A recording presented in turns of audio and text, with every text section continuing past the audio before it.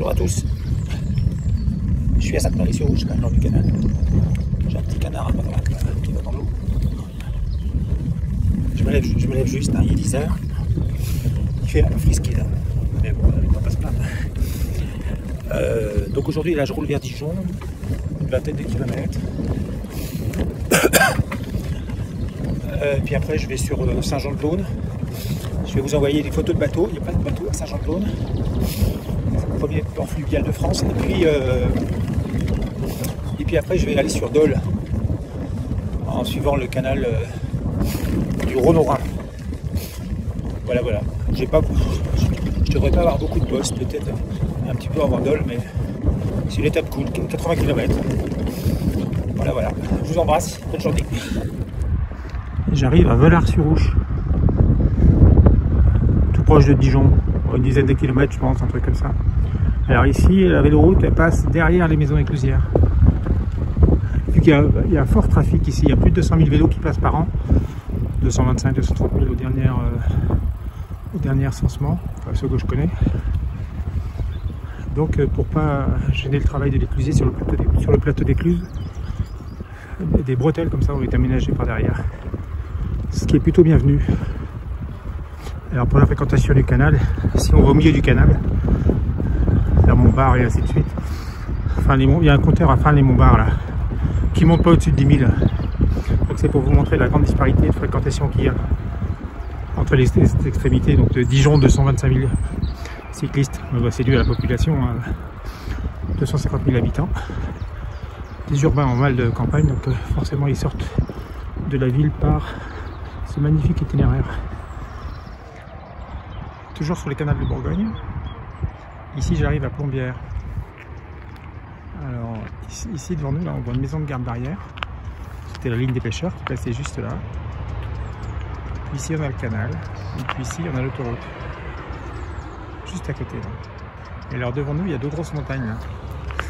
Alors ça, quand on a construit cette autoroute, ici, là, la 38, dans les années 70-72, un des tracés envisagés c'était de boucher le canal.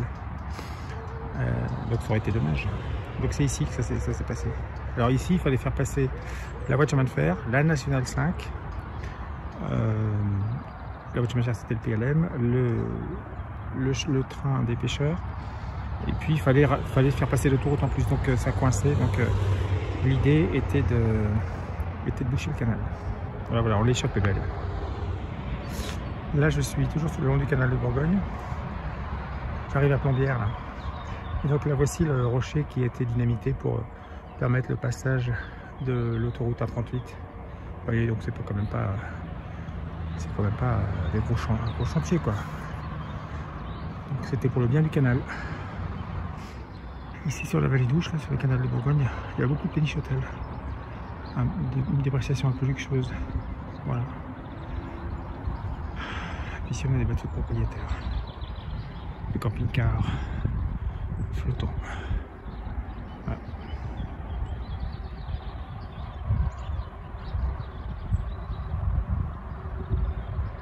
Et ici sur le bord de Plombières, il y a cette petite maison là qu'on avait loué une saison pour faire une location de vélo.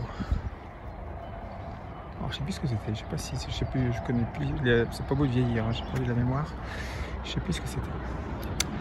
Peut-être lié au train, je sais pas. Toujours est-il que nous on avait une location de vélo, voilà, pour accueillir nos clients à la fin de leur séjour. Voilà, ça s'est assez mal passé, on s'est fait cambrioler, on avait des vélos électriques dedans. Donc c'était pas une bonne expérience. Voilà, c'est le souci de la ville. Regardez comment elle est transparente du canal. Il y a un peu de végétation. Alors elle est transparente parce qu'il n'y a pas de trafic, ou peu de trafic. Alors ça peut paraître joli et pur et tout ça, mais c'est une vraie catastrophe parce que ça laisse passer la lumière. Et avec la photosynthèse, les algues se développent. Donc la végétation pousse et ça nuit Enfin ça empêche les petits bateaux de circuler. Les gros bateaux, ils ont moins de soucis, mais les bateaux de location, ils sont embêtés par ça. En plus, c'est pas très joli. Alors là, ça a été nettoyé. Mais c'est vrai qu'en pleine saison, quand il fait chaud, là,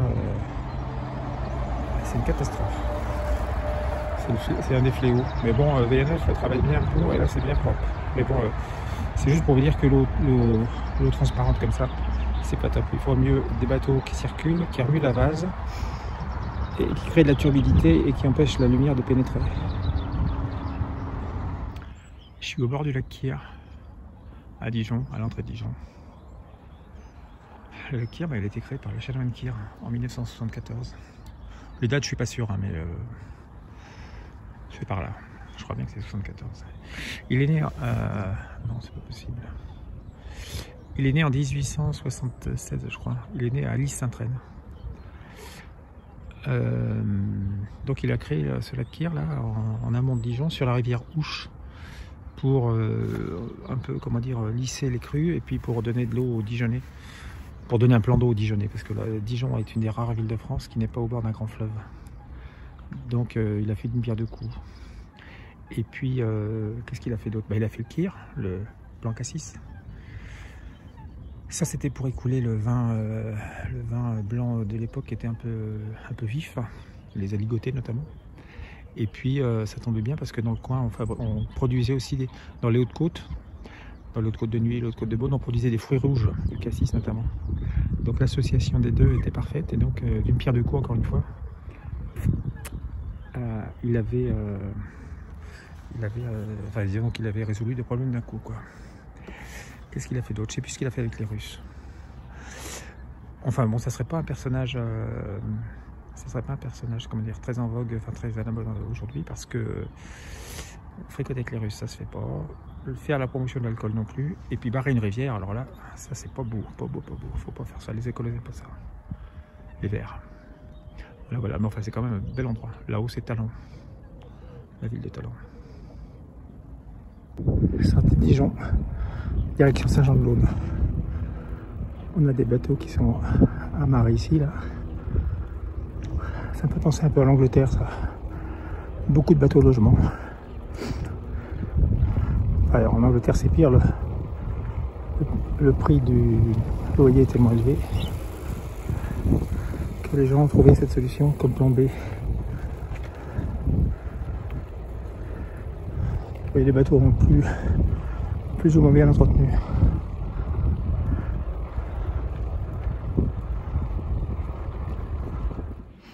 Sur le canal de Bourgogne, en direction de Ouge, là je suis tombé sur des hébergements insolites, des magalots posés sur des barges, sur des pontons flottants. Puis il y en a un qui fait jacuzzi. Voilà, puis derrière on a la baie à 102.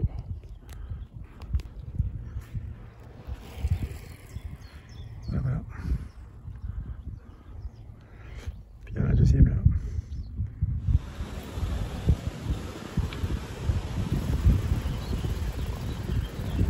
Ah, voilà une péniche prête à charger du grain. Enfin, elle est en position de... On a vu les hublots qu'il y a dans la coque. À mon avis, c'est pas... Ah, elle a été modifiée. Oui, on fait pas du hublot quand on transporte du grain. Oui, ça c'est la péniche Cancale. Ça c'est la péniche de spectacle du port de Dijon qui a dû déménager parce qu'ils font des travaux. Voilà, donc il s'est mis, Benjamin il s'est mis comme ça pour aller charger du grain. Il fait semblant.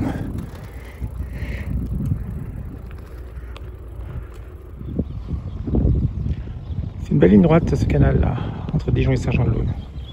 J'ai découvert quelque chose ici. Ça fait 5 mètres, un peu plus de 5 mètres de large comme ça. C'est creux. Vous voyez. Alors, normalement il n'y a pas d'eau dedans. Voilà. Vous savez à quoi ça sert? C'est ce qu'on appelle un bateau-porte. Quand on fait des travaux dans l'écluse, qu'on a besoin de mettre l'écluse au sec, on va mettre ça. On va boucher l'écluse avec ça. Ça fait pile la largeur de l'écluse. Et puis c'est un bateau parce qu'on peut le transporter. On le transporte comme c'est lourd. On le transporte en le faisant flotter dans le canal d'écluse en écluse. Voilà, ça c'est un peu le handicap du système, c'est que il faut l'emmener écluse par écluse. Voilà, ça c'est pas facile. Donc maintenant on prend des choses qu'on met sur... C'est plus beaucoup utilisé. Maintenant on prend des choses en aluminium qu'on assemble sur place, qu'on met dans un camion. Voilà, donc ça c'est un bateau-porte. Voilà une maison éclusière nouveau modèle. On connaît 4 principaux modèles sur le canal de Bourgogne. Selon l'architecte qui l'a construit, selon les matériaux, selon des choses comme ça, selon le secteur. assez nouvelle, qui a été construite il y a quelques années, 5 ou 6 ans, comme ça. Voilà, donc on peut déplorer que le patrimoine ne soit pas respecté, mais bon, ça c'est quand même beaucoup plus habitable. Les maisons inclusières, ça fait fantasmer tout le monde, mais ça a été construit en 1830 avec les standards de l'époque, des portes étroites. Enfin, c'est pas très confortable. Voilà. On peut toujours parler. On peut toujours gloser sur ce type de décision. Alors ici, on est sur le site, un site un peu particulier. Le site de l'écluse de Longecourt. C'est la numéro 69. Alors il y a des gens il y a des fétiches du numéro 69 qui ont volé le numéro. Alors ce qui est particulier, vous avez la maison inclusière. Il y a un inclusier là qui est au boulot. Et puis là vous avez l'écluse ici. Et puis derrière de côté vous avez une maison de garde. C'était la maison du chef. Voilà, c'est le chef de tout le secteur là entre Saint-Jean-de-Laune et Dijon. Donc deux maisons face à face. J'arrive à 4-5 km de Saint-Jean-de-Laune. Toujours sur le canal. Sur mon itinéraire de base, je devais rejoindre le canal uniquement là, je vais dormir, je devais passer par Beaune. Et puis pour un problème d'hébergement, j'ai changé ma route au dernier moment. Finalement, je ne regrette pas du tout parce que la partie du canal de Bourgogne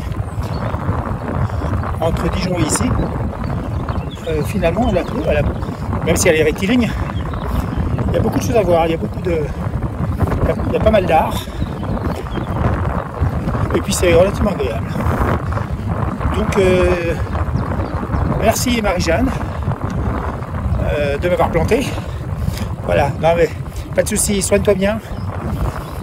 Et ça s'est finalement très bien passé pour moi. Merci, à bientôt. Je complète la présentation du canal. Depuis Dijon, là, cette partie est plus ancienne. Elle date de 1808. L'autre partie ayant été ouverte en 1832. Dijon n'étant pas au bord. Dijon n'étant pas au bord d'un fleuve navigable, rapidement ils ont eu besoin de se raccorder à la Saône. D'où ce tronçon rectiligne ici, de 38 km je crois, qui relie Dijon à la Saône. Voilà, pour le développement de l'industrie, c'était important parce que c'était le seul moyen de transport. Le train est arrivé juste derrière. J'arrive à Saint-Jean-de-Laune. Je suis à 1 km là. Ah, je découvre des bateaux là. Celui-là, c'est le Sphinx. C'est un bateau dans lequel j'ai dormi. J'ai passé une nuit dans ce bateau. Voilà, puis des habitations pareilles.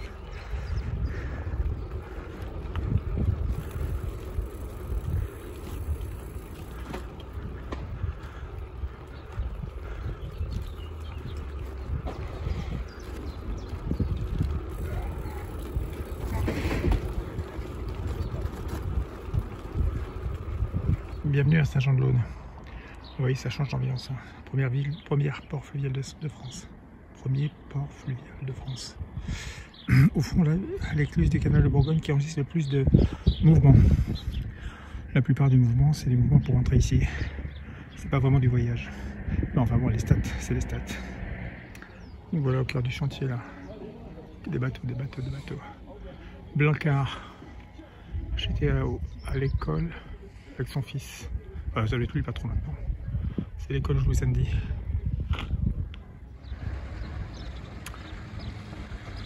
Voilà les établissements Blancard. Ça c'est une maison de perception. À gauche ici une garde d'eau, et puis tout au fond ici la Saône. Donc j'ai atteint la Saône. Le canal de Bourgogne il relie la Saône à Lyon. Donc voilà l'extrémité est.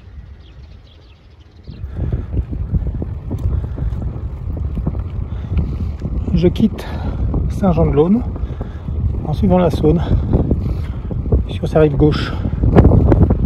Là, pendant quelques kilomètres. Vous voyez, la Saône, c'est quand même une grosse rivière. Et là, on est dans la plaine. Voilà la Saône. Je vais quitter bientôt pour emprunter le canal du Rhône qui est d'ici. J'arrive à Dole. c'est le Doubs.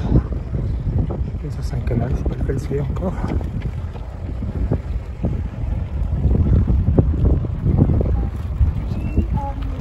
Donc j'ai fait 90 km aujourd'hui, je pensais en faire moins. Et puis j'ai eu du vent dans le nez. Voilà, comme ça je sens pas la sueur. Là voilà, arrivé sur Dole.